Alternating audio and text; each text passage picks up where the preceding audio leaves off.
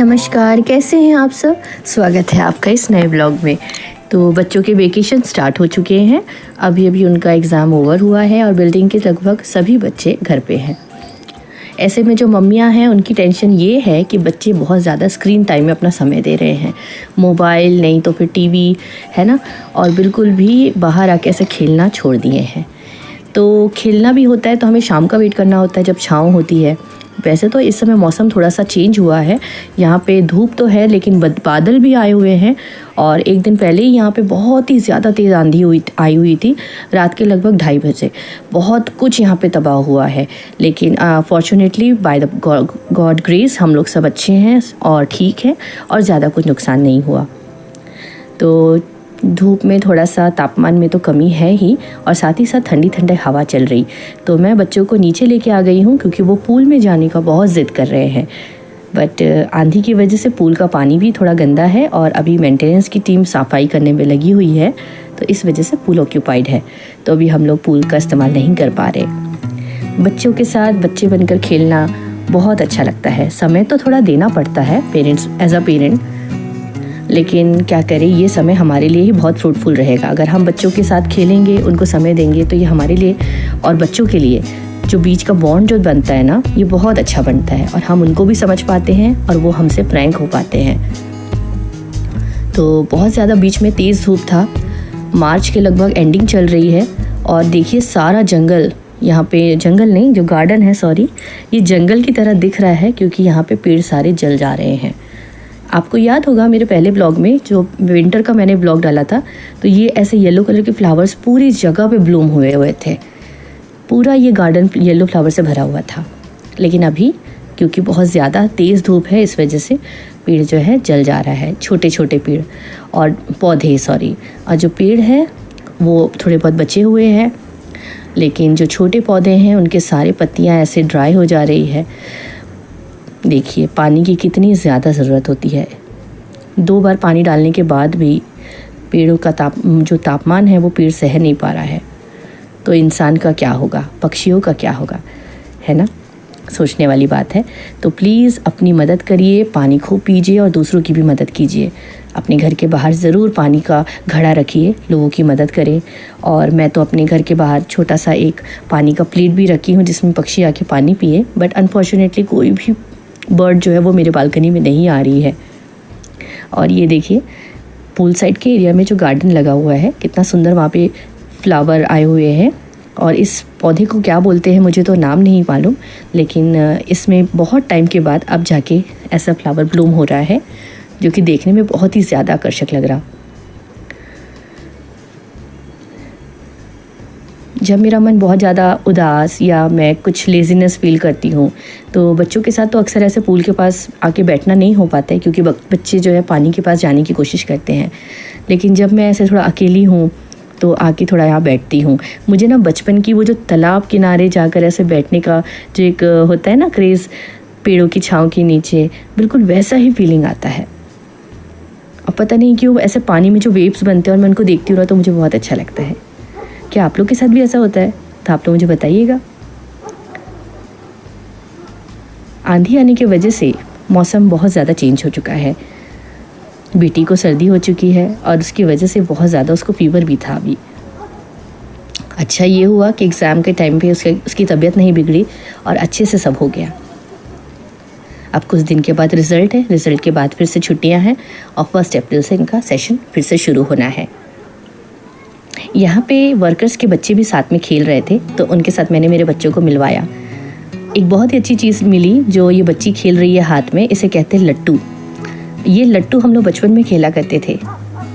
इसे ना ऐसे रस्सी से बांधना होता है और ज़ोर से फेंकना होता है और फिर वो ऐसे ज़मीन में जाके ऐसे स्पीड से घूमता है। तो इसको ना ऐसे हाथ में लेके भी लोग घुमाते हैं, ये टेक्निक होता है। तो मेरे बेटे ने जब इसको देखा तो अपना सारा खेलना और सब कुछ भूल गया, इसके पीछे लग गया और वो बहुत मेहनत कर रहा है इसको खेलने की, लेकिन वो खेल नहीं पा रहा। तो दीदी जो है इनकी फ्रेंड वो उसको सिखा रही है। हमारे बच्चों को तो हम कितने सारे गैजेट्स खिलौने दे देते हैं, दिला पाते हैं, बट ऐसे वर्कर्स के जो बच्चे होते हैं उनके लिए मुझे बुरा लगता है। उनको भी मन होता है कि हमारे जैसे बच्चों के साथ वो भी खेले, उनके पास भी वो सारे गिफ्ट्स हों, खिलौने हों। बट देखिए, छोटी सी ही खुशी सही, लेकिन एक छोटा सा खिलौना जो खुशी दे पा रहा है, जिसमें मेरे बच्चे भी शामिल हो गए। वाकई में महंगी या छोटी चीज़ या सस्ती चीज़ से मैटर नहीं करता, चीज़ आपको कितनी सेटिस्फाई दे रही है ना, उसका कोई मोल नहीं होता। देखिए, एक छोटा सा चीज़, और वैसे ये बहुत कम दाम का भी होगा, लेकिन कितना सेटिस्फाई दे रहा है बच्चों को। चलिए, दोपहर का टाइम है, अब हम जल्दी से अपने घर आ गए हैं। आने के बाद आज हस्बैंड का जो लंच है वो तो पैक होके चला गया, और आज मैं बना रही हूँ मेरे बच्चों के लिए और मेरे लिए खाना अभी दोपहर में। तो हमारे लिए बची हुई जो परवल थी, परवल की सब्जी बनी थी, तो वो मैंने मेरे हस्बैंड को दे दी, और कुछ पोटल जो था वो मैंने अपने लिए रख लिया, ताकि मैं इसका परवल के साथ में पोस्तो डाल के बना सकूँ। पोस्तो का मतलब है खसखस, हमारे बंगाली में इसे पोटल पोस्तो कहते हैं। ये स्टीम में भी बनता है, जिसे कहते हैं भापा पोटल। ज़्यादा कुछ नहीं करना होता, इसे सरसों के तेल में ऐसे भुनना होता है, हल्दी नमक मिर्ची डालनी होती है, और साथ में खसखस के जो दाने होते हैं उसको पीस करके इस तरीके से पेस्ट बना के डालना होता है। एक स्टील के डब्बे में इन सबको अच्छे से मिक्स करके बस पानी के साथ में, जैसे हम इडली डोसा या ढोकला, ढोकला या इडली हम जैसे स्टीम करते हैं ना, वैसे इसको स्टीम करना होता है। आप एक बार खा के देखिएगा, हेल्थ वाइज भी बहुत अच्छा है और ज़्यादा तेल भी नहीं लगता इसमें। और अगर आप खा भी रहे हैं तो कच्चा तेल जो कि है सरसों का तेल ऊपर से थोड़ा डाल लीजिए, तो स्वाद दोगुना हो जाता है। और हमारे बंगालीज़ में ना, हम लोग कोई चीज़ ज़्यादा वेस्ट नहीं करते हैं। तो जो ये परवल के छिलके हैं, मेरी नानी ने मुझे सिखाया था। वो उसे छीलती थी और छीलने के बाद अच्छे से थोड़ा पानी में उबाल लेती थी। उबालने के बाद ठंडा करके इसको मिक्सी में मिर्ची और लहसुन के साथ में पीसती थी, और फिर इसे हल्के से तेल में भून लेते थे, और इसको हम गरम भात के साथ खाते थे। हाल ही में अभी डी-मार्ट गई थी, तो डी-मार्ट से ये स्ट्रेनर लेके आई। वैसे तो बहुत ही नेचुरल चीज़ है, आप लोगों को भी पता होगा, बट काफ़ी दिन से मुझे इसकी ज़रूरत थी। देखिए, गर्म पानी वगैरह चीज़ जो होती है, जो स्ट्रेन करना होता है, चावल स्ट्रेन करना होता है, तो उसके लिए ये बहुत ही अच्छा है। एक हाथ से पकड़ो और सारा चीज़ स्ट्रेन हो जाए। आज घर में जो है वो बहुत काम है, बाई अभी आ नहीं रही है। नई बाई मैंने लगाई है, हेल्पर जिसको कहते हैं, झाड़ू और पोछा के लिए, साथ ही साथ डस्टिंग करने के लिए। तो अभी उनके घर में थोड़ा कुछ प्रॉब्लम हो गया, शोक हो गया था, तो वो अभी छुट्टियों में है। तो मेरा काम अभी बहुत बढ़ गया है, साथ में बच्चे भी घर पे हैं, तो इनको लेकर के घर की सफाई करनी होती है, खाना बनाना होता है, बर्तन धोना होता है, वॉशिंग मशीन में कपड़े धोना होता है, तो काफ़ी काम। तो इस बीच में मेरी हेल्थ भी अभी थोड़ी सी डाउन चल रही थी। खैर, वो भी आ जाएगी तो काफ़ी हेल्प हो जाएगा मुझे। तो खाना बनने के बाद बच्चों को नहलाना है और फिर जल्दी से घर को सफाई करना है। अभी तो जो बच्चे हैं वो घर पे हैं, तो खाना जहाँ तहाँ गिरा रहे हैं, जैसा मर्जी कर रहे हैं, और मुझे भी ज़्यादा बोलना अच्छा नहीं लगता, क्योंकि बच्चे घर पे अगर मस्ती नहीं करेंगे, चीज़ें फैलाएंगे नहीं, तो कहाँ करेंगे। फिर तो उनका बचपना ही जैसे मानो मैंने छीन लिया हो, ये मत करो, वो मत करो, है ना। तो उनके हिसाब से मैं रहने देती हूँ, थोड़ा बहुत गाइड करती हूँ, थोड़ा डांटती हूँ, ज़रूरत पड़ता है तो एक आध हाथ लगा भी देती हूँ।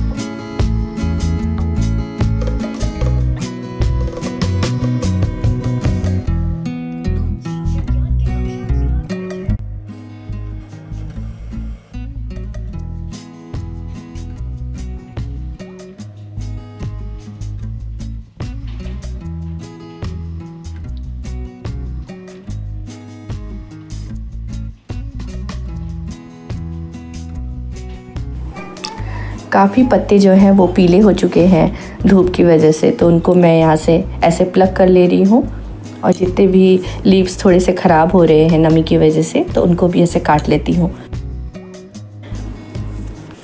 जिसमें भी कीड़े लगते हैं ना, उन सारे पत्तियों को हम लोग प्लग कर लेते हैं। देखिए, काफ़ी ज़्यादा लीव्स जो है वो ड्राई हो चुके हैं,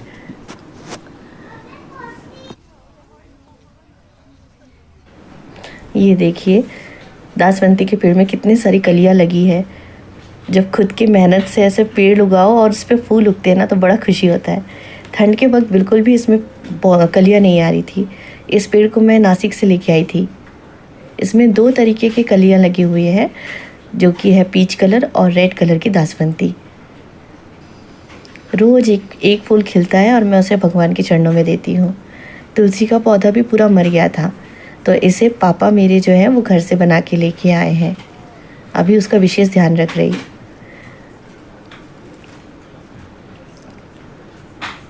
बस एक चीज़ की कमी है, यहाँ पे मुझे विंड चिल लगाना है।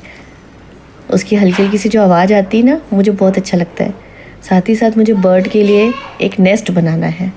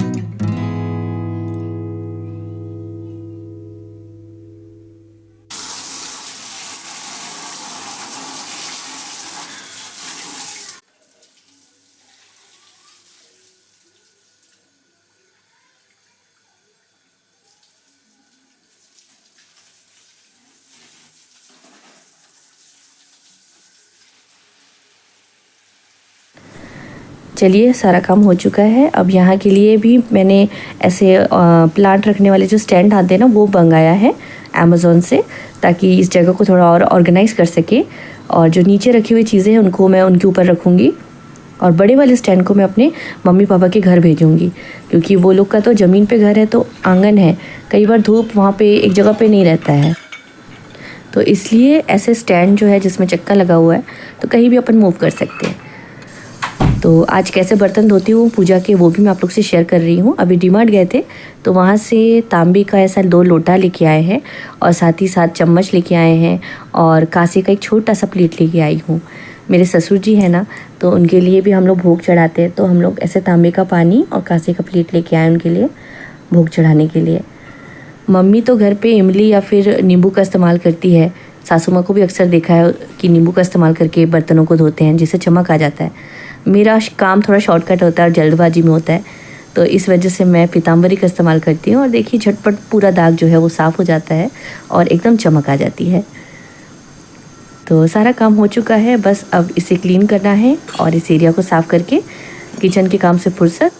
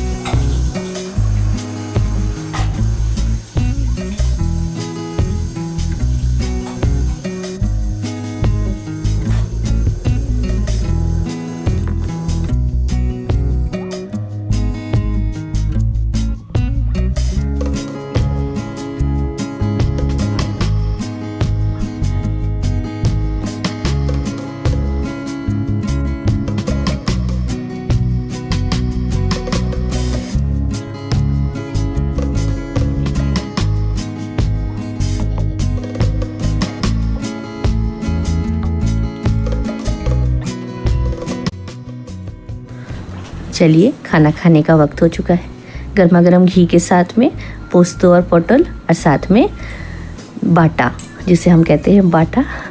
हम लोग जब मिक्सी में से कोई चीज़ पीस करके उसको भूनते हैं तो उसको हम लोग बाटा कहते हैं। तो सब कुछ मिला करके अब खाना खाने का वक्त हो चुका है। तो चलिए आज का दिन आप लोग का अच्छा बीते और वीडियो को अंत तक देखने के लिए आप लोग को बहुत बहुत धन्यवाद। प्लीज़ मेरे साथ बने रहिए, मुझे सपोर्ट करिए और वीडियो को ज़्यादा से ज़्यादा लाइक एंड सब्सक्राइब करिए, शेयर करिए। Thank you, thanks for watching.